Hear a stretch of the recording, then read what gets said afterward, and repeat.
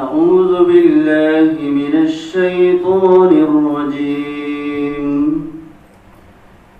بسم الله الرحمن الرحيم ألم نشرح لك صدرك ووضعنا عنك وزرك الذي أنقض ظهرك ورفعنا لك ذكرك فإن مع العسر يسرا إن مع العسر يسرا فإذا فرغت فانصب وإلى ربك فارغب। मैं डॉक्टर सुहेल शफीक आपका और डॉक्टर सकीना आपका शुक्रगुजार हूँ जिन्होंने हमारे इस मैसेज को समझा और हमें मौका फराहम किया। प्रोग्राम का आगाज़ से पहले मैं अपने मेहमानों को मौजूद मेहमानों को स्टेज पर दावत दूंगा, उसके बाद प्रोग्राम का आगाज़ मुखातिब साहब से बयान करूँगा। मैं दरख्वास्त करता हूँ डॉक्टर सुहेल शफीक साहब से, आप चेयरमैन हैं शोबा इस्लामी तारीख जामिया कराची के, डॉक्टर साहब आप स्टेज पर तशरीफ लिए।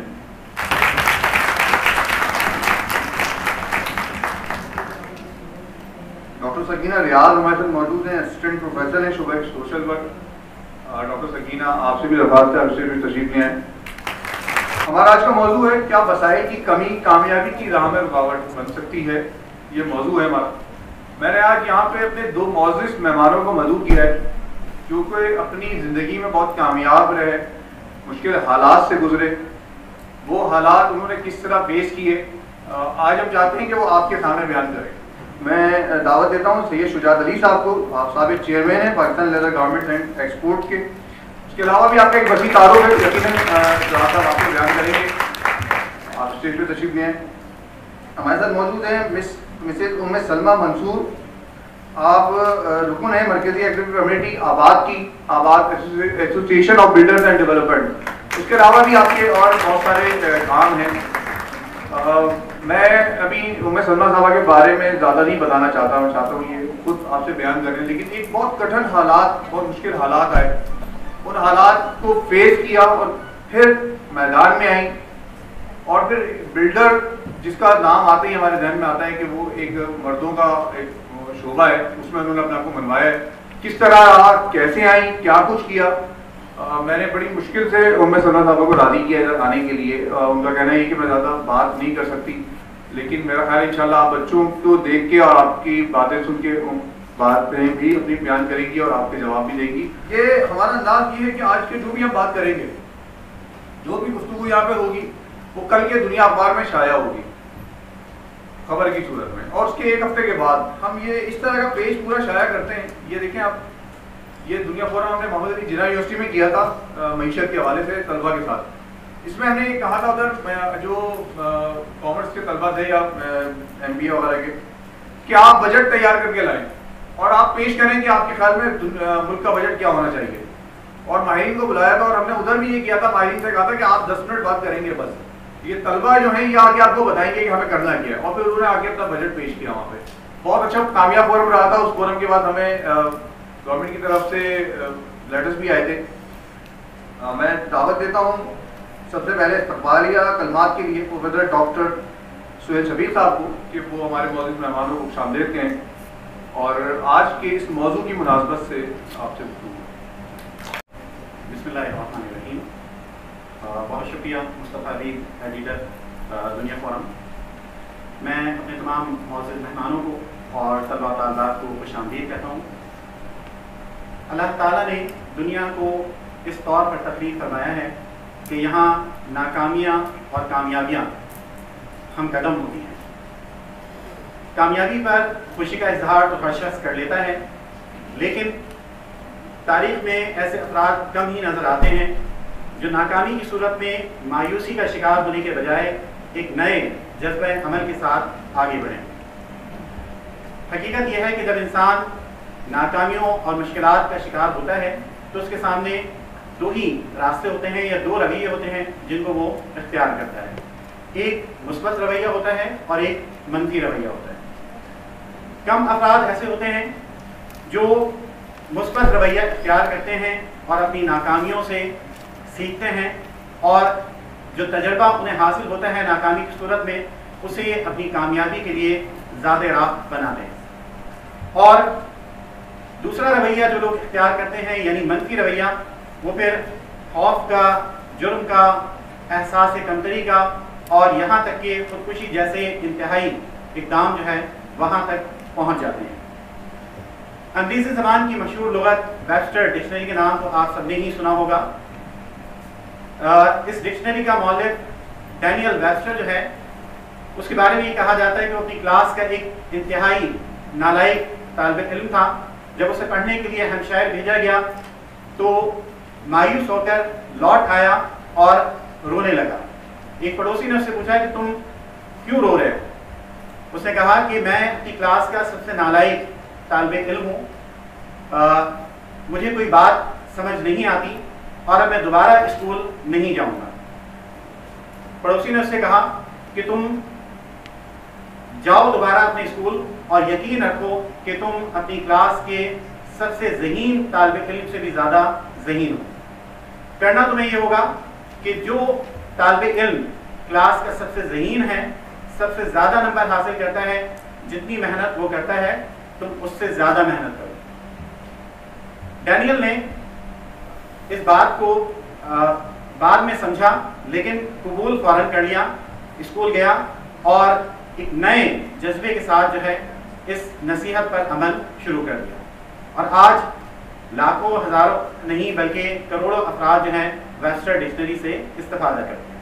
तो ये एक बहुत छोटी सी मिसाल है। ऐसी हज़ारों मिसालें जो हैं वो तारीख़ में हमें मिलती हैं कि जहाँ लोगों ने बिल्कुल कि जहाँ ज़िंदगी ख़त्म हो जाए, तमाम हौसले जो है वो ख़त्म हो जाएं, हिम्मत हार बैठे इंसान, वहाँ से उन्होंने जो है अपना सफ़र शुरू किया है। आज जो मेहमान हमारे साथ हैं, जब आप इनकी गुफ्तगू सुनेंगे तो आपका अंदाज़ा होगा कि किस तरह ज़ीरो पर जाकर जो है वो आप दोबारा से बुलंदी का सफ़र शुरू करते हैं। अभी जो कुरान करीम की आयात तिलावत की गई उसमें भी वाज़ेह तौर पर ये कहा गया कि इन्ना मअल उस्रि युस्रा फ़इन्ना मअल उस्रि युस्रा, कि बेशक मुश्किल के साथ आसानी है और आसानी के साथ मुश्किल है। कोई भी चीज़ मुस्तकिल नहीं होती, सबात एक तगय्युर को है ज़माने में कि तब्दीली आती है। अगर आप इस वक्त मुश्किल हालात में हैं तो आगे जाकर आपके लिए आसानी भी पैदा हो सकती है, लेकिन आपको करना यह है कि आप हिम्मत ना हारें। अगर आप इस वक्त बहुत अच्छे हालात से गुजर रहे हैं तो आपका काम यह है कि आप मुश्किल हालात के लिए अपने आप को तैयार रखें कि जिस तरह चमन में बहार हो तो ख़िज़ा लाजमी उसका हिस्सा है, तो इसी तरह ज़िंदगी में कामयाबी के साथ नाकामी भी है, खुशियों के साथ गम भी है।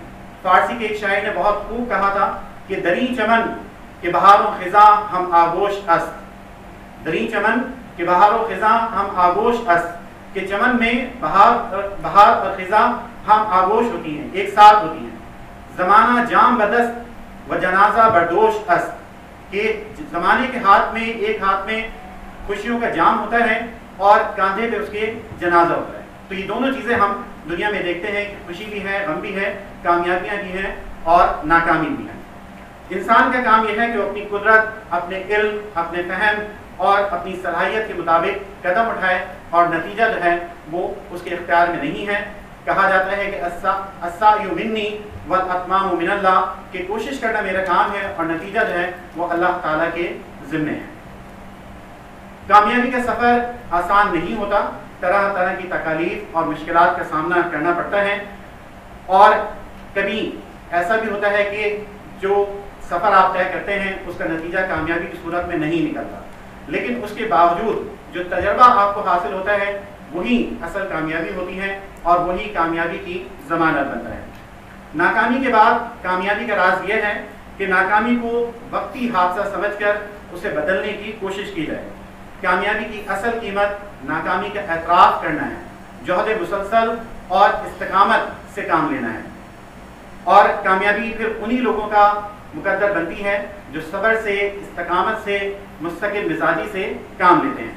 मशहूर माहिर नफ्सियात डेल कार्नेगी ने एक जगह ये लिखा है कि ज़िंदगी में सबसे अहम काम कामयाबियों से फ़ायदा उठाना नहीं है, ये काम तो हर अहमद शख्स कर सकता है। हकीकतन अहम चीज़ यह है कि तुम अपने नुकसानात से फ़ायदा उठाओ। इस दूसरे काम के लिए जहानत दरकार है और यही वो चीज़ है जो एक समझदार और बेवकूफ़ के दरमियान फ़र्क पैदा करती है।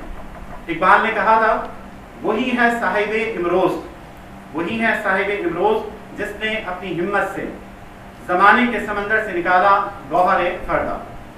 इम्तहानात से गुजर कर मंजिल तक पहुँचना, कुर्बानियाँ देना और ज़िंदगी का इस्तेहकाक साबित करना हर जिंदा दिल और बाशऊर कौम के लिए एक ऐसी शर्त है जिसके बगैर वो दुनिया के नक्शे पर कोई अहम और मुमताज़ जगह हासिल नहीं कर सकती। इन्हीं कलिमात के साथ एक बार फिर मैं आप सबका शुक्रिया अदा करता हूँ और अपने मेहमानों को दिल की गहराई से खुशामदीद करता हूँ। जो आपको आपकी मंजिल से मुतज़ल्ज़ल करेंगे कि आप वहाँ नहीं करें, वो काम नहीं करें, बहुत सारे ख्यालात आपको आएंगे, लेकिन हमेशा आपको ये चीज़ का ध्यान रखना है कि आपको अपने गोल जो है सेट रखने हैं, उस गोल को कभी भी नहीं भूलना है, उस गोल पे आगे जाना है और अपनी ज़िंदगी के लिए प्लान्स तैयार करें। वो शॉर्ट टर्म हो, लॉन्ग टर्म हो, लेकिन प्लान्स होने चाहिए आपके पास। आपको मास्टर्स के बाद, बैचलर के बाद क्या करना है, आपको मास्टर्स के बाद क्या करना है, आपको एमफिल के बाद क्या करना है, आपको किस तरह अपनी ज़िंदगी को एक सक्सेसफुल कामयाब इंसान बनाना है। तो इसके साथ साथ मैं अपने इन छोटे छोटे नुकात को ख़त्म करती हूँ, क्योंकि सबके यहाँ ख़ैरात का इजहार करेंगे और आप उन लोगों के दरमियान में हाइल नहीं होना चाहती। तो सबसे अहम बात है कि अपनी ज़िंदगी के मकसद को जानें, उसको समझें और अपने लिए कोई ना कोई रहनुमाई अपने आने वालों के लिए छोड़ के जाएं ताकि वो आपको फॉलो करें। शुक्रिया बहुत। मैं दावत देता हूँ सैयद शुजात अली साहब को, आप इनकी सक्सेस स्टोरी सुनिएगा। जो मैं आज इस तरफ बैठा हुआ हूँ, मैं शुक्रिया अदा करता हूँ मुस्तफ़ा का कि ये जो मेरा ख्वाब था इन्होंने पूरा किया। वो कि मेरा तारुफ जो है वो पाकिस्तान के one of the leading businessman में से है, लेकिन मेरा तारुफ ये नहीं है।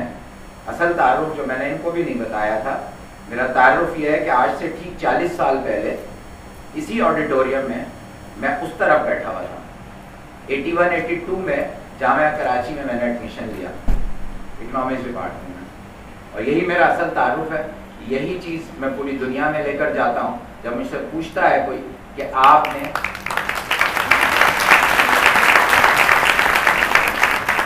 जब कोई मुझसे पूछता है कि आपने तहजीब कहाँ से सीखी, आपने बात करने का सलीका कहाँ से सीखा, आपने इतना अच्छा बिजनेस अपना किस तरह से ऑर्गेनाइज किया, तो मैं यही कहता हूँ कि जब मैं स्कूल और कॉलेज से निकल के जामिया कराची में आया और जामिया कराची में मैंने इकोनॉमिक्स डिपार्टमेंट में जब एडमिशन लिया, फ्रॉम 81 टू 88 में हम पास आउट हुए थे। 1988 40 साल पहले एडमिशन लिया था इस यूनिवर्सिटी में और 34 साल के बाद इस यूनिवर्सिटी से फारिग तहसील हुआ। और जब फारिग हुआ तो जैसे आजकल हमारे यहाँ एक फ्रस्ट्रेशन है, कोई जॉब नहीं थी मेरे पास, कुछ भी नहीं था। The first truth of my life, जो पहला सच था मेरा 17 साल की उम्र में या 16 साल की उम्र में, वो ये था कि मैं एक किताब बेचने वाले का बेटा था। मेरे वालिद साहब अब्दुल्ला हारून रोड पे किताबें बेचा करते थे। यूनिवर्सिटी में दाखिला स्पोर्ट बेसिस पे हुआ, कॉलेज में दाखिला स्पोर्ट बेसिस पे हुआ, स्कूल में दाखिला स्पोर्ट बेसिस पे हुआ, कोई फीस नहीं देनी पड़ती।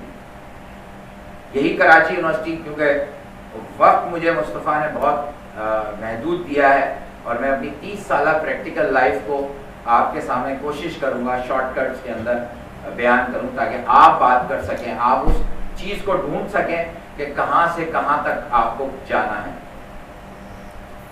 तो मैं जब कराची यूनिवर्सिटी में मेरा एडमिशन हुआ और कराची यूनिवर्सिटी के इस एडमिशन से इकोनॉमिक्स डिपार्टमेंट के 88 में मैं पास आउट हुआ, जो पहला सच मुझे नज़र आया वह ये नज़र आया कि मैं किताब बेचने वाले का बेटा था।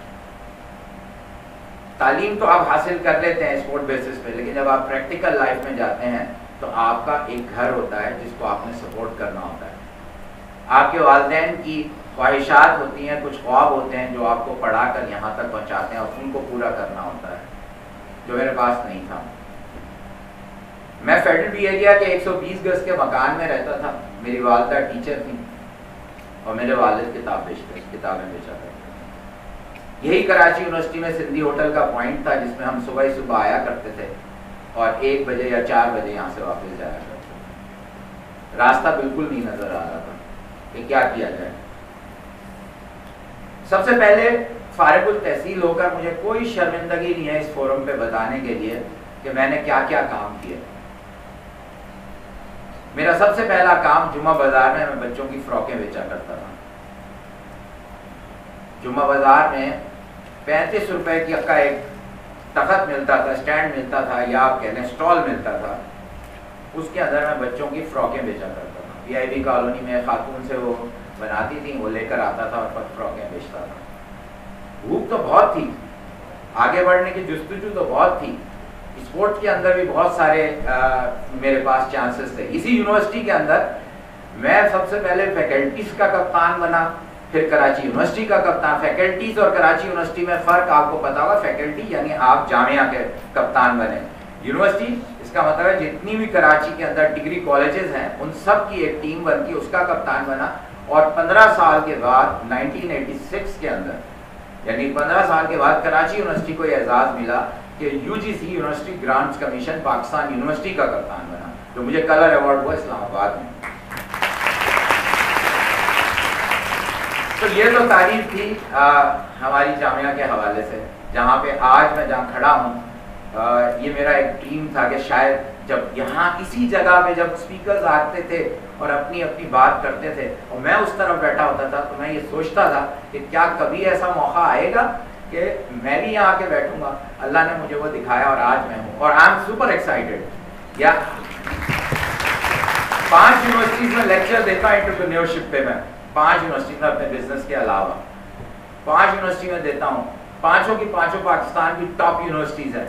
लेकिन आप यकीन कीजिए, मैं बिल्कुल दिल की गहराइयों से आपको कह रहा हूँ, यहाँ खड़े होकर मुझे जो मज़ा आ रहा है या जो मुझे रिस्पॉन्स मिल रहा है, या मैं आप लोगों के चेहरों को जो देख रहा हूँ, I know you people belongs to a middle class family. मुझे पता है कि इसमें बहुत सारे ऐसे होंगे जो मेरी तरह एक लोअर मिडिल क्लास से ताल्लुक़ रखते होंगे, और मुझे ये भी पता है कि आप लोग यहाँ इसलिए बैठे हैं कि आपको रास्ता चाहिए। आज इंशाअल्लाह विदिन 15 to 20 मिनट्स, अगर मुस्तफ़ा मुझे इजाज़त दें, मैं आपको वो रास्ता बता के जाऊँगा।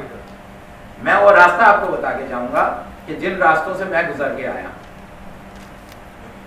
फ्रॉकें बेचना कोई बुरी बात नहीं है। अगर यहाँ लड़के और लड़कियाँ अपने कामों को किसी छोटे हलाल काम से भी आगे लेकर जाते हैं तो कोई बुरी बात नहीं। मैं उसके बाद जिस भूख की तरफ बढ़ा, मैंने दूसरा काम यहाँ पे ये किया, जो उसके दरमियान काफ़ी ऐसे काम हुए वक्त की कमी की वजह से, कि मैंने कहा कोई एक ऐसा ट्रेड मुझे सेलेक्ट करना चाहिए, कोई ऐसी इंडस्ट्री सेलेक्ट करनी चाहिए जिसके अंदर फ्यूचर हो।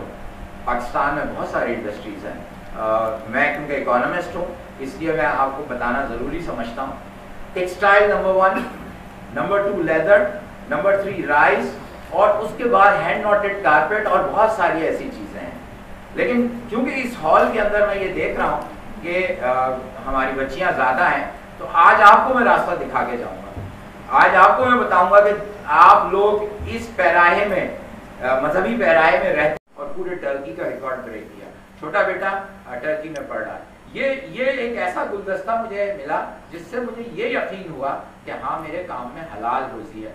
अगर हराम रोज़ी होती तो शायद मैं यहाँ खड़ा होता, ना मुस्तफ़ा मुझे बुलाते। ये अल्लाह की तरफ से एक इनाम होता है। तो आखिरी 5 मिनट मैं सिर्फ और सिर्फ जो मेरी बेटियां हैं, जो मेरी बहनें हैं, उनके लिए देना चाहता हूँ। यूरोप के अंदर मैं ओवर 50 कस्टमर्स के साथ काम करता हूँ। कभी 12 होते हैं, कभी 15 होते हैं, साल में कभी चेंज हो जाते हैं। लेकिन आप यकीन कीजिए कि जिस भी कंपनी में जाता हूँ 60% लड़कियाँ काम करती हैं। 60%, चाहे वो फैशन डिज़ाइनर हो, चाहे वो कंप्यूटर ऑपरेटर हो, चाहे वो रिसेप्शनिस्ट हो, चाहे वो बायर हो, चाहे वो कोई भी होता हो, उसमें हर किसी में लड़कियों का इनपुट है, और वहाँ 60% लड़कियाँ काम करती हैं। तो मैं 48 मुल्कों में मैं गया हूँ, और 48 के 48 मुल्कों में मुसलमानों की एक बहुत बड़ी तादाद है। चाहे वो स्पेन हो, जहाँ पे मुसलमानों ने ओवर 100 ईयर्स रूल किया है, चाहे वो अमेरिका हो, चाहे वो यूरोप का कोई मुल्क हो, मुसलमान हर जगह है। फ्रांस में तो आपको मैं बताऊं कि ये एक रिसर्च है कि आफ्टर 5 to 6 ईयर्स मुसलमान ज़्यादा हो जाएंगे और क्रिश्चियनिटी के लोग कम रह जाएंगे। तो आप लोग क्यों नहीं बन सकते? बट क्या प्रॉब्लम है आपको? आप लोग इसलिए नहीं है कि आप लोग यहाँ पढ़ इसलिए नहीं रहे कि डिग्री लग गई और उसके बाद अच्छा रिश्ता आ जाएगा आपको। No, never. खुशबू बनके महक रहा है मेरा पाकिस्तान। खुशबू बनके महक रहा है मेरा पाकिस्तान। हम इसके रखवाले, ये हमारी जान। खुशबू बनके महक रहा है मेरा पाकिस्तान। सोनी धरती अल्लाह रखे कदम कदम आबाद, कदम कदम आबाद तुझे, कदम कदम आबाद। सोनी धरती अल्लाह रखे मुकद्दर है जाने सितारा है कलमा भी वाहिद, हर दम भी हमारा हर दिल की मुकद्दर है जाने सितारा है कलमा भी वाहिद, हर दम भी हमारा हम एक दिल हम एक जान, हम एक दिल हम एक जान। हम जिंदा कौम है आइंदा कौम है, हम जिंदा कौम है आइंदा कौम है। हम सबकी है पहचान, हम सबका पाकिस्तान पाकिस्तान पाकिस्तान, हम सबका पाकिस्तान। मैं भी पाकिस्तान हूँ, तू भी पाकिस्तान है। मैं भी पाकिस्तान हूँ, तू भी पाकिस्तान है। तू तो मेरी जान है, तू तो मेरी आन है, तू मेरा ईमान है। मैं भी पाकिस्तान हूँ, तू भी पाकिस्तान है। मैं भी पाकिस्तान हूँ, तू भी पाकिस्तान खुदा है। की खास रहमत है, बुजुर्गों की बशारत है, कई नस्लों की कुर्बानी, कई नस्लों की मेहनत है। दारा दारा दारा असासा है जियालों का, शहीदों की अमानत है। ताउन ही ताउन है, मोहब्बत ही मोहब्बत है। जभी तारीख ने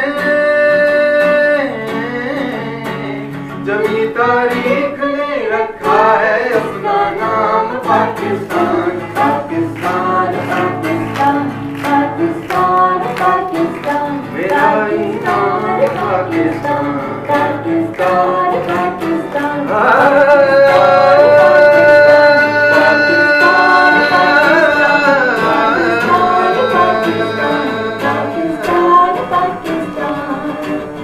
खुशबू बनके महक रहा है मेरा पाकिस्तान।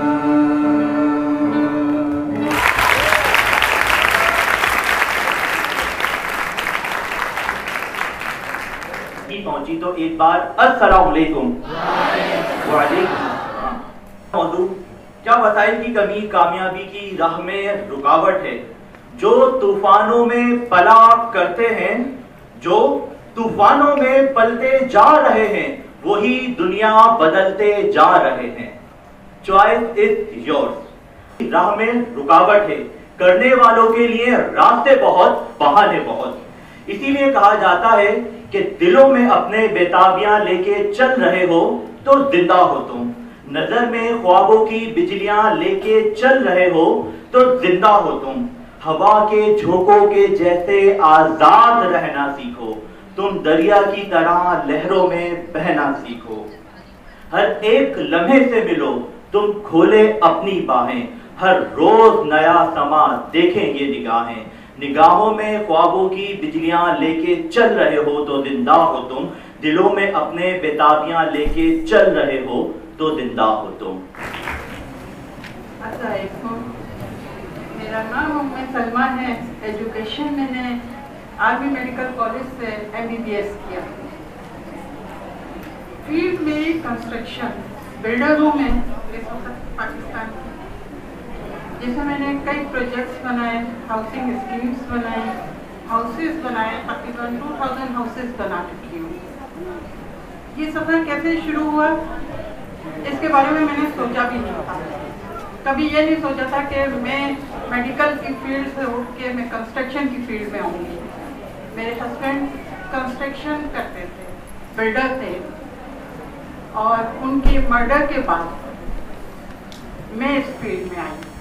उस वक्त मेरी उम्र 28 ईयर्स की थी, मेरे 6 बच्चे। मेरा पहला जो सबसे पहले कहते हैं कि सबसे पहला जो मेरे ऊपर अटैक हुए मेरी अपनी फैमिली से, मेरे बच्चे मुझसे लेने लगे लोग।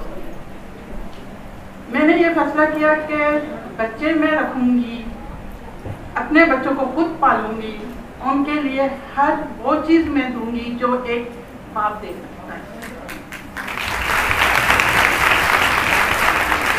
ये सफ़र आसान नहीं था, ये सफ़र बहुत मुश्किल था। इतना मुश्किल कि मुझे खुद भी अंदाज़ा नहीं था कि कहाँ कहाँ मुझे रुकावटें आएंगी। मेरे हस्बैंड ने बहुत कुछ मेरे लिए छोड़ा था।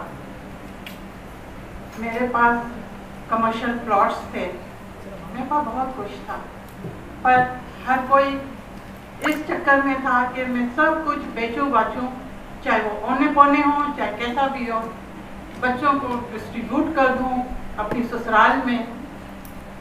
और के एक औरत के लिए सबसे ज़्यादा मुश्किल उसकी अपनी फैमिली होती है। मेरा कोई बहन भाई नहीं था, मेरे वालिद का इंतकाल हो चुका था। वालिद मेरे ओलंपिक हॉकी प्लेयर थे। फैमिली बैकग्राउंड ऐसा था कि दादा मेरे बासुदा एंड कोरवाई के नवाब थे, नाना मेरे भोपाल के जागीरदार होने के साथ साथ उन्होंने मौलाना मोहम्मद अली जौहर के साथ तहरीक आज़ादी में हिस्सा लिया। बहुत कुछ है मेरी लाइफ के अंदर, बहुत स्ट्रगल किया, बेइंतहा स्ट्रगल किया। कर पाते हैं, उनकी दुकान में 20 साल से भी तजावुज़ कर चुके वहीं पे मौजूद है, तो क्या वजह होती है वो तरक्की नहीं कर पाते हैं? पहली मुकर्रर मैडम ने कही थी, यही फिलॉसफी है तो मैंने कही थी कि कोई काम ऐसा नहीं है कि जिसके अंदर नाकामी ना हो। वो आपने शेर सुना है ना, पलट कर झपटना, झपट कर पलटना। तो आपको मैं ये यकीन दिलाता हूँ कि ये सिर्फ अल्लाह की तरफ से इम्तहान होता है, और मेरे साथ ये इम्तहान बहुत दफ़ा है। मेरी पूरी फैक्ट्री जल गई थी कम्प्लीटली। फेडरल बी एरिया में मेरी फैक्ट्री थी जो अब हमने दूसरी जगह बनाई, पूरी जल गई थी। It was a big loss for me. But आप यकीन कीजिए कि जो एक स्पिरिट होती है ना, देखिए आपको भूख होनी चाहिए। हमारी डिस्ट्रैक्शन बहुत ज्यादा है, तो हमें डिस्ट्रैक्शन से कैसे दूर रहना है? पाकिस्तान अपनी सलाहियत के मुताबिक तरक्की क्यों नहीं कर सकता? और दूसरी कि आखिर हमें खराबी क्या है? वसाइल से माला माल पाकिस्तान मसाइल में आज घेरा क्यों है?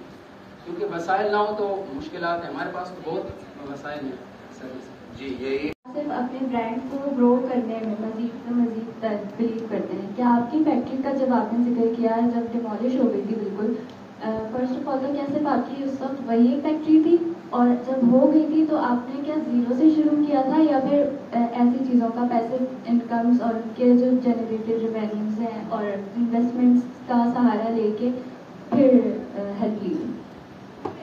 अच्छा, जो आपका सवाल है उसका सबसे पहला जवाब तो ये है कि I never believe on investment, never.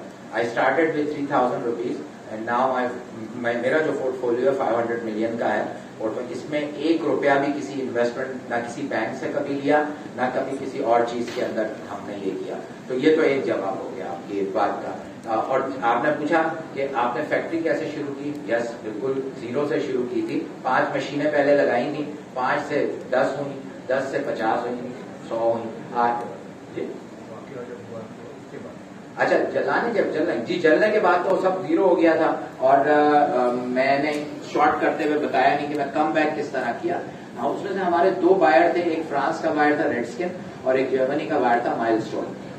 इन दोनों ने हमसे रब्ता किया। हमने तो कह दिया, मैंने तो सबको कह दिया 2 महीने की छुट्टी हो गई, जो सैलरी पे है उनको सैलरी दी जाएगी और जो ठेके पे काम करते हैं उनको एवरेज तनख्वाह दी जाएगी। लेकिन अल्लाह का करना ये हुआ कि ये 2 कंपनीज ने हमसे रब्ता किया। हमने इनको लिख दिया कि हमारी फैक्ट्री जल गई है और अब हम कुछ भी नहीं कर सकते हैं, हम कुछ थोड़ा टाइम लेंगे, उसके बाद दोबारा से आएंगे। तो उन्होंने ये कहा कि नहीं, अभी आपने ये नहीं करना। उससे पहले जब आग लगी थी जलाल में मस्जिद गया, 2 रकात नफिल पढ़ी शुक्राने की, यानी जल गई फैक्ट्री और शुक्राने की नफिल पढ़ रहा हूं। मैंने अल्लाह से रो के दुआ की, या अल्लाह तूने मुझे दिया था, मैं जीरो था, जर्रा था, आपने मुझे इतना बड़ा बना दिया, आज फैक्ट्री जल गई तो तुझसे ही मांगूंगा। तूने अपनी चीज ले ली मुझसे, लेकिन तुझसे ही मांगूंगा। तो ये बड़ी मुझे अचीवमेंट हुई कि उन लोगों ने एडवांस पेमेंट भेजी, हमने नई जगह फैक्ट्री से करी, वहां नई मशीनें लगाई और इस तरह आगे चले गए। आपके लिए मैं एक बात, आपकी इंस्पिरेशन के लिए एक बात बताता हूँ। हॉलैंड में आपने जैसे आजकल टीवी पे बहुत देखा होगा, पाकिस्तान आइडल, इंडियन आइडल, इस तरह की बातें बहुत आपने देखी होंगी, क्योंकि आप लोग गाना गाया है आपने, उस हवाले से आपको इंस्पिरेशन दिया। इंडियन आइडल या कोई भी आइडल का जो प्रोग्राम है, it's a brand from Australia, ठीक है।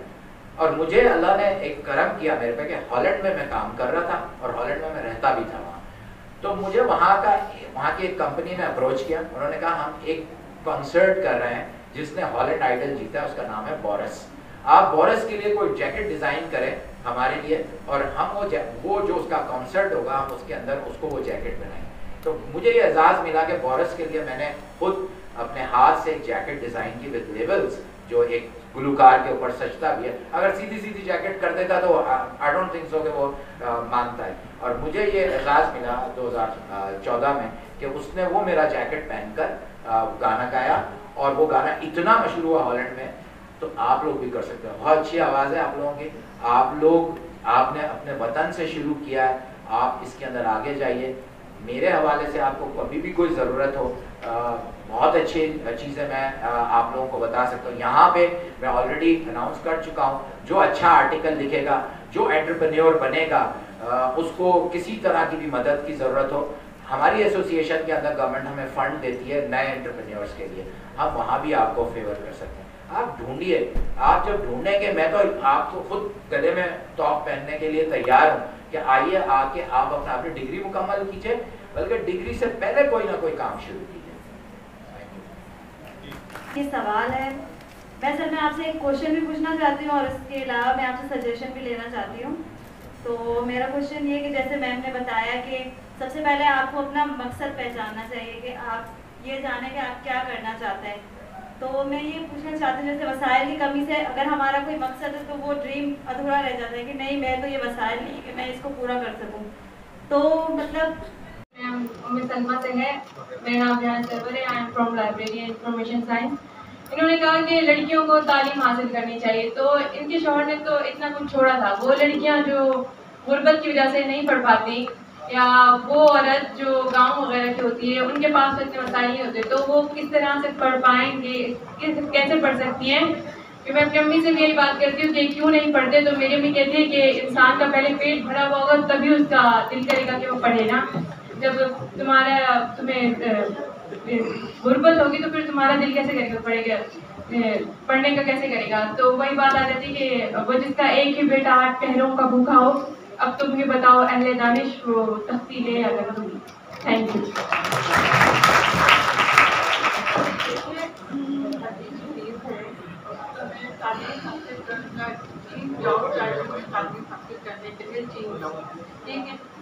मगर इसके साथ साथ जहाँ गुर्बत है वहाँ तालीम कैसे हासिल की जाए, ये जरूरी तो नहीं है कि तालीम कैसे सही हासिल की जाए।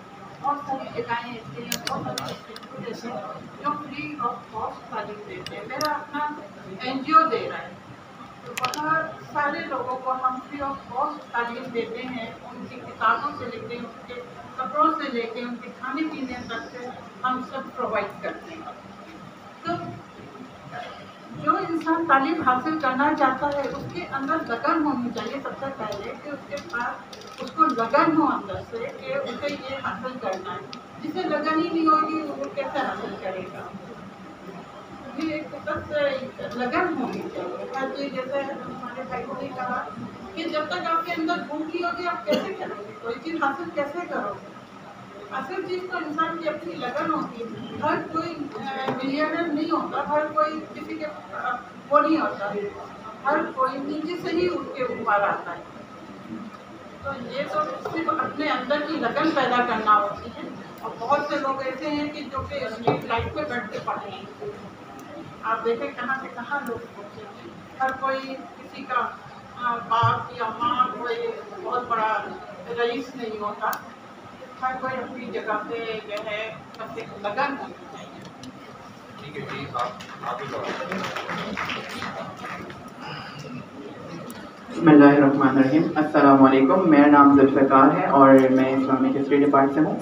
सर से मेरा 2 सवाल है। एक तो ये है कि सर आपने कहा कि जैसे कि अपना कुछ भी छोटा सा सर शजात से मेरा सवाल है कि आपने कहा था कि कोई भी शुरू अपने घर में करके शुरू कर सकते हैं, तो सर कैसे करेंगे? क्योंकि सर आजकल के हालात को देखकर हर कोई यही सोचता है कि कुछ नहीं होगा, तो कुछ ऐसा अवेयरनेस हमारे माहौल में हो सकता है, या क्योंकि आपकी बातें हमें बहुत अच्छी लगी, तो ऐसा कुछ सजेशन दें। दूसरी बात सर ये कि I am a visually impaired, तो मेरा सवाल ये है कि सर आप कुछ ऐसे यहाँ पर मशवरा दें कि जो मैं अपनी ब्रांड कम्युनिटी में जाके बताऊँ कि सर मतलब अभी आप देखेंगे कि यूएनओ में जो अभी जो प्रेजेंट किया था साइमा सलीम, तो उनकी बात आती है तो हमें आम लोग जो है वो हमारी हिम्मत पस्त करते हैं कि भाई उनके तो बड़े बड़े मतलब उनके तो बाप दादा वगैरह बड़े मतलब उनके थे ताल्लुकात, तो वो चले गई, तो आप कैसे जाएंगे? अगर हम किसी बिजनेस में जाना चाहते हैं या हम कुछ बनना चाहते हैं तो कुछ आप ऐसा एडवाइस दें, क्योंकि आपकी एडवाइस बहुत पसंद आए, तो ऐसा एडवाइस दें कि जो पूरी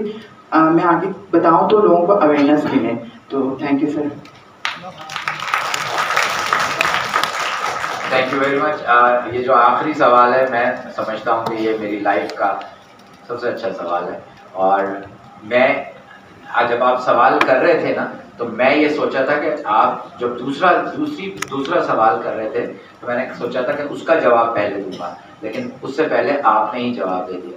साइमा की लाइफ को आप देखें, 100% है वो, और यूनाइटेड नेशन में बैठी हैं, और यूनाइटेड नेशन में जो उन्होंने जवाब दिया इंडिया को, आप नहीं समझते कि इससे बढ़कर तो आप हो ही नहीं सकते। यानी अगर उस लड़की ने रीडिंग सिर्फ अपने हाथों से करके की, तो आपके अंदर तो बहुत बहुत बड़ी एबिलिटी है। आप सोच नहीं सकते कि आपके अंदर कितनी। आपको पता है, मैं नसीम साहब, हाफिज नसीम से बड़ी क्या मिसाल हो सकती है बताइए, जिन्होंने अपने हाथ वो 100% होते हुए, ब्लाइंड होते हुए, उन्होंने कितनी किताबें लिखी, प्रोफेसर ऑफ इस्लामिक स्टडीज।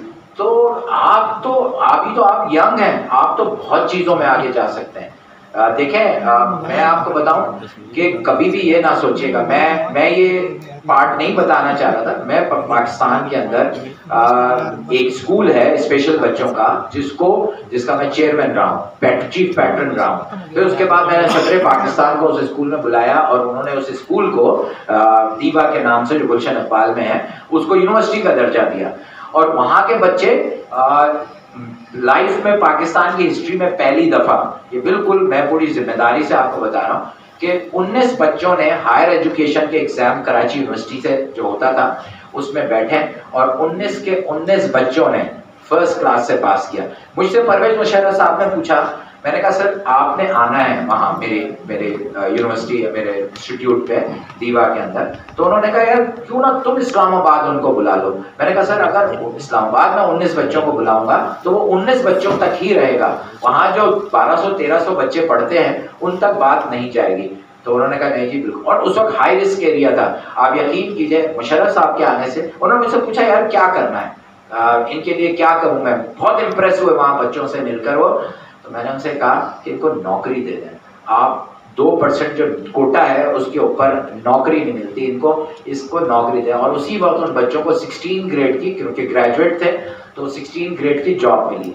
तो कभी भी ये ना समझे, मैंने हाफिज नसीम की आपको मिसाल दे दी, मैंने आपको और जितने लोग हैं, तो आप जैसे जिस तरह आपने बात की, मेरे अंदर मुझे ऐसा लग रहा है कि आपके अंदर एक बहुत अच्छा मुकर्रर है कहीं ना कहीं पे, और आपने बड़ी तमीज़ से अल्लाह का नाम लेके शुरू। तो मैं समझता हूँ आपके अंदर बहुत एबिलिटी है। आप क्या काम शुरू कर सकते हैं, आप लिखना शुरू कर सकते हैं। आपके लिखने में कोई प्रॉब्लम नहीं है, आप कभी ब्लाइंड होने के, आपके पास इतनी टेक्नोलॉजी है कि आप मकाले लिख सकते हैं। ये बैठे हुए दुनिया न्यूज़ वाले ये तो ढूंढते रहते हैं, आप यहाँ से शुरू करें, किसी भी टॉपिक को उठाएं। अल्लाह ने आपके अंदर इतनी ज़बरदस्त पावर दी हुई है कि सुनने की, ये सब जानते हैं। और एक दफ़ा हमने गवर्नर सिंध को हम बुलाया, हमने ऑल पाकिस्तान ब्लाइंड एसोसिएशन का एक फंक्शन था होटल के अंदर, तो जो आपके जो चेयरमैन थे एसोसिएशन के, वो उन्होंने कहा, और अनवर मकसूद साहब जो थे उसकी कंपेयरिंग कर रहे थे स्टेज पे, मैं और गवर्नर साहब बैठे हुए थे, तो उन्होंने आके दुआएं देना शुरू की कि अल्लाह ताला गवर्नर साहब आए, इनको इस मुल्क में यूं कर दे, बड़े दर्जात की, और इस मुल्क का सदर बना दे। तो जब अनवर मकसूद साहब आए ना, तो उन्होंने आके कहा कि आपकी दुआएं तो सर आंखों पे, आपने तो सदर साहब को देखा भी नहीं है भी अच्छे, लेकिन आप गवर्नर साहब को जो कह रहे हैं, तो गवर्नर साहब इस उम्र में फौज में नहीं जा सकते क्योंकि फौजी सदर बनता था। तो इसलिए मैं आपसे कहूँगा कि आपके लिए देयर इज नो लिमिट। आप ना समझें कि आप बाय बर्थ जो है नाबीना है, तो आप यहाँ सबसे ज़्यादा स्पेशल है, इसीलिए स्पेशल कहा जाता है आपको। आप सबसे ज़्यादा स्पेशल है और आप वो कुछ कर सकते हैं जो यहाँ बैठे हुए सारे लोग नहीं कर सकते। आपको अल्लाह की तरफ से एक ऐसी क़ुव्वत अता की गई है जिसको आपने सिर्फ पॉलिश करना है। और बताएं कि दुनिया कितनी खूबसूरत है, आप हर काम कर सकते हैं। तो आज पहली कमाई तो मैंने कर ली कि जुल्फ़कार को आज मैं यहाँ एंटरप्रेन्योर बना कर जा रहा हूँ। जुल्फ़कार, आपकी एक नज़म है, वो आप मुझे बेच सकते हैं 10,000 रुपये में?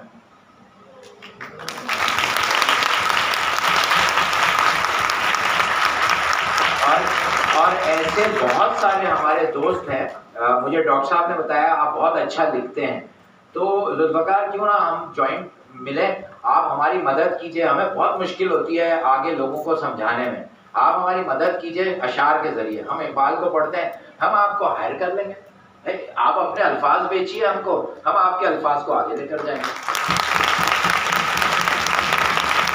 ये मैं मुस्तफ़ा भाई से रिक्वेस्ट करूँगा कि जुल्फ़कार की नज़म हमें आप अच्छे से, बल्कि इस आप जो कल आर्टिकल लगाएंगे उसमें जुल्फ़कार की नज़म भी लगाइए, और ये ना बताइए कि हमने कितने पैसों में ख़रीदा। इसलिए नहीं कि ये दुनिया में लोग समझते हैं कि हमने किसी पे हमने एहसान नहीं किया जुल्फ़कार, ये मेरा शौक़ है कि मैं अच्छी नज़मों को और अच्छी चीज़ों को, हमने कोई एहसान नहीं किया। हमने आपसे एक ट्रेड किया है, आप अपने अल्फाज हमें दीजिए, हम आपके अल्फाज को उससे ज़्यादा 20 हज़ार का फ़ायदा उठाएंगे हमसे, या आपके मुँह पे, आप यही एक ट्रेड बन जाएगा।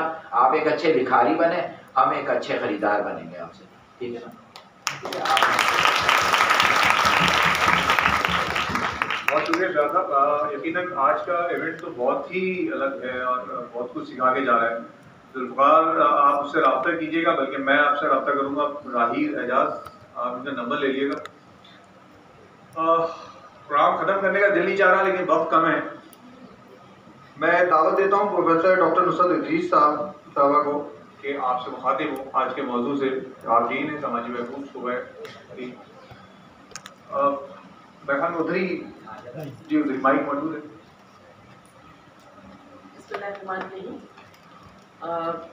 मोहतरम हमारे मेहमान सैयद शुजात अली साहब, मिस उम्मे सलमा, सुईद शफी साहब और डॉक्टर सलीना और सकीना, हमारी सब और मेरी काबिल एहतराम मेरी फैकल्टी जो यहाँ मौजूद है, और मेरे अजीज़ तालिब साहब, अस्सलाम वालेकुम। मुझे बहुत अफसोस हो रहा है कि मैं इस प्रोग्राम में इतने देर से क्यों आई, क्योंकि हर वो प्रोग्राम जहाँ पर बच्चे बात करते हैं, हमारे तालिब बात करते हैं, वो मेरा लर्निंग डे होता है। मैं वहाँ से सीख के उठती हूँ और मेरे लिए नई सिमतें खुलती हैं।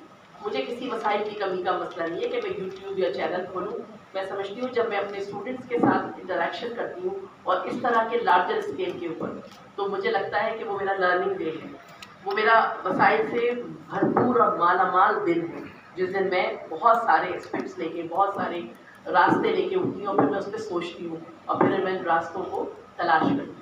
आप ये टीचर बहुत काबिल तारीफ़ हैं, और कि इतनी सारी मसरूफियत इस वक्त हमारे साथ BS 4 ईयर्स प्रोग्राम चल रहा है, इस वक्त हमारे साथ उससे मशहूर, उसके बावजूद ये अपना असल मनसब यानी अपने तालिब इल्मों को मुस्तक़बिल के रास्ते दिखा रहे हैं और मुस्तक़बिल की सिमत पे गामज़न कर रहे हैं। तो मैं अपने मेहमानों की भी शुक्रगुज़ार हूँ, इन असातिज़ा की भी शुक्रगुज़ार हूँ जो लोग इस प्रोग्राम को ऑर्गेनाइज़ कर रहे हैं, उनकी भी शुक्रगुज़ार हूँ। बात करते हैं, शुजात साहब ने अपना ईयर ऑफ पासिंग बताया।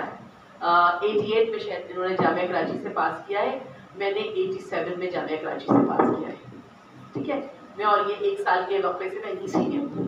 ठीक है, वसाइल की कमी पे मुझे बड़ी हंसी आ रही थी। देखिए वसाइल क्या चीज़ है मुझे ये समझ में आता। मेरे पास 1 लाख का मोबाइल अगर है तो दूसरा कहेगा मेरे पास वसाइल की कमी है, सिर्फ 50,000 का मोबाइल है मेरे पास। ठीक है, मेरे घर में रोज़ाना दाल पक रही है, मेरे दोस्त के घर में हफ्ते में 4 दिन बिरयानी बनती है। मेरे पास वसाइल की कमी है। मेरे क्लासरूम्स एयर कंडीशन है, मेरे दोस्त के क्लासरूम्स में या वहाँ से तो लाइट भी चली जाती है, वहाँ वसाइल की कमी है। वसाइल क्या है? कुछ नहीं है, मेरा और आपका नज़रिया है। थोड़ा पीछे जाइए, मैं और आप जिस नबी के पैरोकार हैं, जिस दीन के हैं, अल्लाह के नबी ने कभी कहा, जिब्राइल जब लेके आए कि वसाइल की कमी है, हिजरत कैसे करेंगे? हाँ, बड़ी गर्म धूप है, हिजरत कैसे करेंगे? वसाइल की कमी है, घोड़े ऊँट नहीं है मेरे पास। क्या कभी मेरे नबी ने कहा कि इंटरप्रिटेशन किस तरह करूँ मैं इस आयत की? मुझे तो समझ नहीं आ रहा। उन्होंने कहा इकरा पढ़ अपने रब के नाम से, मेरे नबी ने पढ़ना शुरू कर दिया। उन्होंने कहा कि शेयर कीजिए अपने लोगों से, उन्होंने शेयर करना शुरू कर दिया। और मैं और आप कहाँ कहा है अल्लाह के नबी ने? नहीं कहा ना। वसाइल कोई चीज़ नहीं है, वसाइल मेरी और आपकी सोच है, मेरा आपका नजरिया है। मैं तो बहुत जेलस होती हूँ आप लोगों से जब आप इस कमरे के अंदर एसी के अंदर 3 घंटा बैठते हैं। हम तो 5-5 घंटे इस ऐवान में बैठते थे और हमारे हाथ लाल हो जाते थे तालियां पीट पीट के। मेरा भी दिल चाहता है कि मैं वहाँ बैठूँ उस जगह और उसी तरह मैं पहले की तरह जोर जोर से तालियां बजाऊँ जब यहाँ कोई मुकर्रर हो। वो मेरी ज़िंदगी का हासिल था, वो मेरी तरक्की के रास्ते थे। मैंने आपका शोबा इस्लामिक हिस्ट्री, मेरे पास पॉलिटिकल साइंस मेरा मेजर है, इस्लामिक हिस्ट्री मेरे सब्सिडरी में था। डॉक्टर साबिर मरहूम मुझे बड़ा याद आते हैं, बेहतरीन उस्तादों में शुमार होता था।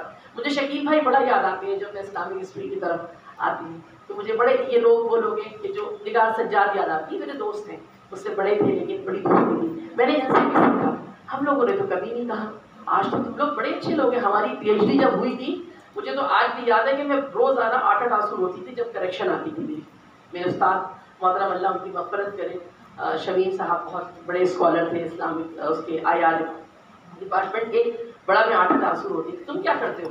कुछ नहीं, अभी नेट खोला, कंप्यूटर खोला और 2 मिनट में उस लाइन को डिलीट किया और 6ठे मिनट में तुम्हारा तैयार पेज हो गया। हमने तो उसमें भी पढ़ा, लेकिन वो वसाइल थे हमने। ये आपके वसाइल हैं, ये आपकी ज़मीन आसमान है। आज ये छोड़ दीजिए कि मैं कैसे पढ़ूँ, एक बेटा है कमाने वाला, कोई बात नहीं। अल्लाह ने उसको देखिए कि तो हम लोग तो जिस मजहब के पैरोकार हैं, हमारा तो तय है कि अल्लाह ने हमारे नसीब में लिख दिया। मेरा जब हॉमिल ऑफिस में एडमिशन हुआ था मैंने 15 दिन खाना नहीं खाया था, उससे इतना रोई थी मैं। लेकिन जब मैं अभी सीट पे बैठती हूँ तो मैं कहती नहीं, मेरे रब ने तो ये रास्ता लिखा था मेरे लिए, मेरा ये रास्ता था तो मुझे यहाँ शुजात साहब ने, उम्मे सलमा ने, ये सब लोग हैं, इस जिंदगी में कुछ और सोचा होगा ज़रूर। इनको जब बाथरूम साफ करते होंगे तो ज़रूर ऐसा हो ही नहीं सकता this is the human nature कि हम अल्लाह से शिकवा ना करें। वो कहते होंगे अल्लाह ने ये क्या, उसके साथ ये है, मेरे साथ तो ये मसाइल नहीं है। उनको पता था कि आज वो ऐसे 100 लोगों को रख सकते हैं जो बाथरूम साफ कर सकते हैं और 100 लोगों का वसीला बन सकते हैं। ठीक है ना, मैंने ये भी यही सोचा होगा। तो देखिए, सिर्फ अपनी तवज्जो मरकूज करें एक बात पर। अगर आपको कुछ बनना है मुस्तकबिल में, मैं आपको एक की बहुत उनका चाबी देके जा रही हूँ और वो चाबी है बाअदब बानसीब और बेअदब बेनसीब। मेरा आज भी इस पर ईमान है, जो बाअदब है वो बानसीब होगा। और ये दुनिया की सारी फिलॉसफी बदल गई है, ये नहीं बदली। हमारे उस्ताद आज भी आते हैं, आज भी हमारे उस्ताद आते हैं तो हम उनके लिए खड़े हो जाते हैं। हम बहुत देर तक, मेरे उस्ताद अभी मुझसे मिलने आई 1 हफ्ता पहले, वो बार बार कहें तुम अपनी सीट पे बैठो, मेरे से कहूँ नहीं मैं इधर सही हूँ। तो उन्होंने आखिर में कहा कि ज़्यादा खुश होता है उस्ताद जब अपने शागिर्द को एक ऊंचे मनसब पर देखता है, तो मुझे यहाँ बैठ के दिखाओ 1 मिनट के लिए। तो देखिए कि उस्ताद की इंस्पिरेशन होती है। अपने उस्तादों का इज्जत करें। ये जो क्लासरूम की कुर्सी है ना, इसको ठोकर ना मारे। जब निकल रहे हो अगर ये रास्ते में आ रही है तो उसको बड़े प्यार से साइड में रखते हैं। ये जो क्लर्क है ना, उसको ये ना कहे अबे शाकिर सुन रहे हो मेरी बात, नहीं, उससे कहे शाकिर भाई आप मेरी बात सुन रहे हैं। उस्ताद का नंबर कम हो तो ये नहीं कहे ये देखो साला पॉलिटिक्स कर रहा है। बिल्कुल ये लैंग्वेज तैयार होती है और आप सब जानते हैं कि मैं बात दुरुस्त कर रही हूँ। आप कहें कि सर ज़रूर जाए उनके पास, कहें सर मुझे पता है आपने जो किया होगा वो सही किया है, लेकिन फिर भी मेरी तसल्ली के लिए मुझे बता दीजिए। माँ बाप से ये मत कहें कि आपने हमारे लिए क्या किया, आप उनकी जगह अगर होके करके दिखा दें, एक रात एक रोटी कम खा के दिखा दें, प्लेट में कम होने वाले गोश्त की वजह से माँ से कहें कि वो माँ जो खामोशी से खाना खा लेती है वो करके दिखाएंगे, नहीं, ऐसा नहीं हो सकता। शुक्रगुजारी अपने अंदर लाइए तो ना मसाइल कम होंगे ना तरक्की कम होगी, ये दोनों मिल जाएगा। सिर्फ आज से यहाँ इस ऑडिटोरियम से जब उठे तो शुक्रगुजार हो जाए। जो रिक्शे वाला लाए उसके लिए भी दुआ की कलमात करें, जो बस पॉइंट जलाए उसको भी करें, जो क्लासरूम साफ करता है चौकीदार उसके लिए भी दिल में शुक्रगुजारी के जज्बात रख लें, जो क्लब मेंटेन करता है उसके शुक्रगुजारी हो। तो फिर उस्ताद तो जिस मनसब पे है वो आप सोच ही नहीं सकते। बात मैं तवील नहीं करूँगी, एक छोटी सी बात सिर्फ और, एक साहबजादे ने कहा था, क्योंकि ये इतने बड़े मजमे में कहा उन्होंने, मैं उसकी तस्वीर कर दूँ। उन्होंने कहा सोशलिस्ट, ठीक है सोशलिस्ट। मेरे उस्ताद यहाँ बैठे हुए, आज मैं इनको बता दूँ कि ये बच्चे चाहे जितना पढ़े अच्छा, पूरी क्लास को 1 नंबर देना 45। फिर मैं पूछूंगी कहाँ है सोशलिज्म? इक्वलिटी की बात की है ना तुमने, इक्वल नहीं साहब, हम जिस मजहब के पैरोकार हैं वो इक्वलिटी फॉर जस्टिस है, जो जितना करेगा उसको उतना मिलेगा, ये है हमारा निजाम।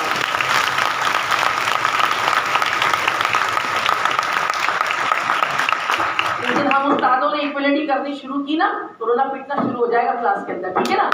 तो आइंदा याद रखिएगा, इस तरह के नजरियात को पहले समझे। वो माशरे इसीलिए तबाह हुए कि वहाँ इक्वलिटी फॉर जस्टिस नहीं थी। अगर निज़ाम इंसाफ नहीं चलेगा, हम इक्वलिटी हमारे यहाँ भी है, लेकिन जो जितना करेगा। फिर आप ये कह देंगे, एक बच्चे ने मुझसे क्लास में कहा कि मैडम जैसे ये बच्चा कह दे कि मुझे तो नजर नहीं आता, ठीक है मुझे नजर नहीं आता, अब कैसे इक्वलिटी फॉर जस्टिस होगी? तो उसके लिए अल्लाह ताला ने तरीक़ेकार बताए। कहीं ज़कात का निज़ाम है, कहीं सदक़ात का निज़ाम है, कहीं ये कहा कि तुम अल्लाह को कर्ज़ हसना दोगे। जरा सोचें इन वर्ड्स को कुरान के, कहीं कहा कि मुझे अपना दोस्त बनाओगे, तो ये क्यों कहा? This is the NGOs welfare organization. इस्लाम एक कंप्लीट कोड ऑफ लाइफ है, किसी को अल्लाह ने तना नहीं छोड़ा, हर जगह तुम्हारा हाथ पकड़ा है। तो लिहाजा इक्वलिटी फॉर जस्टिस की बात करना, बात ना, और ये सोचो कि वसाइल कुछ नहीं होते, वसाइल वो सिर्फ मेरी तुम्हारी सोच है, बस। थैंक यू वेरी मच, बहुत बहुत फोरम से क्या क्या सीखा आप लोगों ने? कुछ सीखा ये बता दें, कुछ हासिल हुआ आज बहुत वक्त निकाल के शुजात साहब भी यहाँ पर आए, बाकी हमारे उम्मे सलमा साहब और आपकी प्रोफेसर सारे यहाँ मौजूद हैं। अगर आप सीख जाते तो यकीन जाने आज का फोरम कामयाब है। मेरा नंबर यहाँ लिखा हुआ है, बैनर पे नजर आ रहा होगा आप लोगों को, 0344447315। मेरा ईमेल एड्रेस है mustafa.habib@dunia.com.pk। आर्टिकल जरूर लिखिएगा, बताइएगा आज का फोरम कैसा रहा। मैं इख्तितामी कलमात के लिए दावत देता हूँ डॉक्टर सकीना रियाज साहबा को, असिस्टेंट प्रोफेसर हैं आप सोशल वर्क की, कि वो आज के इस इवेंट के हवाले से आपसे बात करें।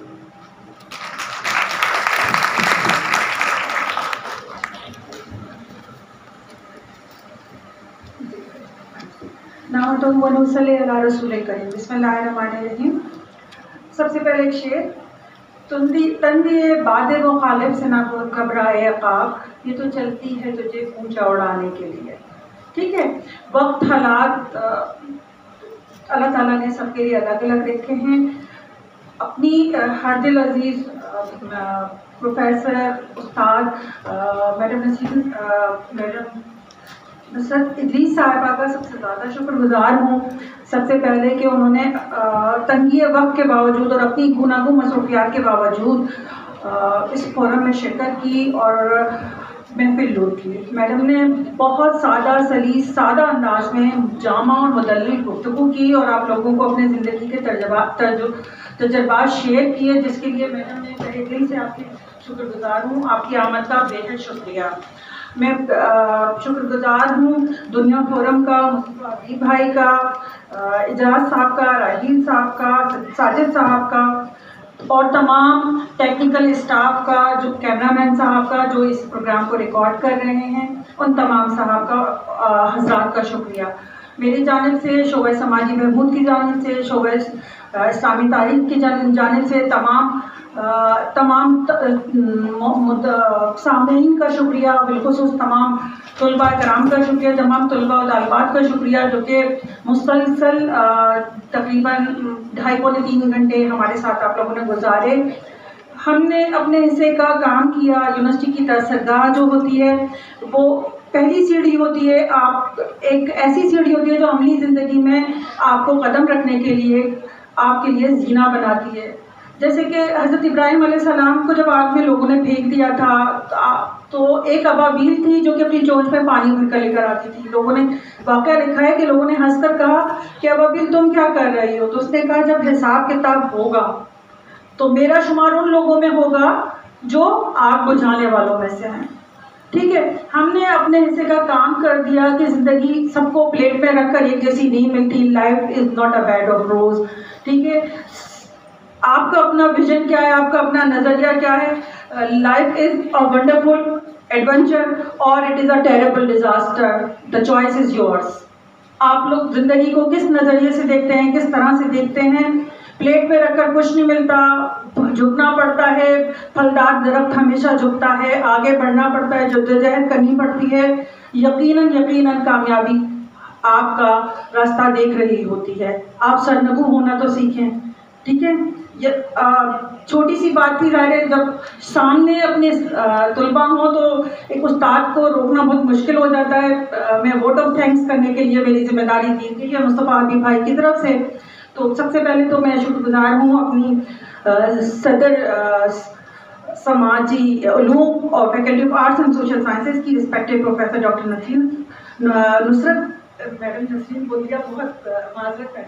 मैडम नुसरत इदरीस। उसके बाद मैं शुक्रगुजार हूँ प्रोफेसर डॉक्टर सुहेल शफीक साहब का। मैं शुक्रगुजार हूँ डॉक्टर समीना रऊफ साहिबा की। मैं शुक्रगुजार हूँ डॉक्टर ज़ुबैर, डॉक्टर उज़मा और तमाम फेलो असातिज़ा की। मेरे अपने साथी असातिज़ा डॉक्टर अरशद, नुमान साहब, डॉक्टर फैसल साहब, आप सबकी आमद का बेहद शुक्रिया।